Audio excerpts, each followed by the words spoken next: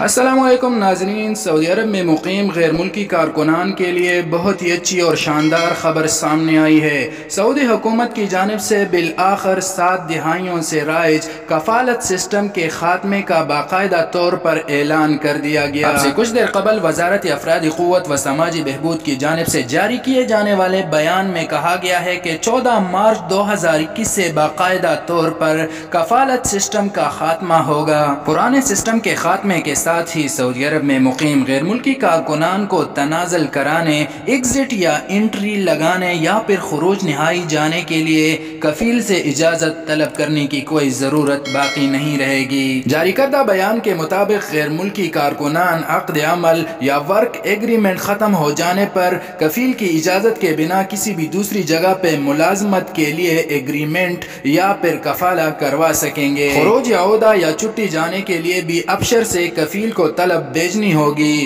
Final exit یا خروج نہائی کا اختیار بھی کفیل کے پاس نہ رہا، بلکہ ورک ایگریمنٹ یا کنٹریکٹ ختم ہو جانے پر غیر ملکی کارکن فائنل ایگزٹ کے لیے خود اپنے ابشر اکاؤنٹ کے ذریعے وزارت داخلہ سے خروج نہائی یا فائنل ایگزٹ طلب کرے گا، بشرط یہ کہ غیر ملکی کارکن کے ذمے کسی قسم کا لین دین یا واجبات باقی نہ ہو۔ یاد رہے کہ آجر اور اجیر کے مابین ملازمت کا معاہدہ یا ورک ایگریمنٹ الیکٹرانک طریقے سے ہوگا۔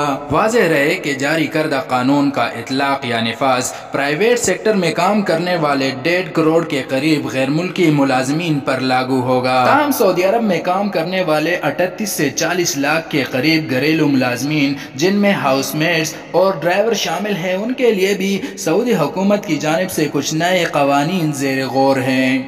یہ تھی اب تک کی اپڈیٹ۔ سعودی عرب سے مصدقہ خبروں اور درست معلومات جاننے کے لیے اس چینل کو سبسکرائب کر کے بیل آئیکن کو دبائیں۔ اللہ حافظ و ناصر۔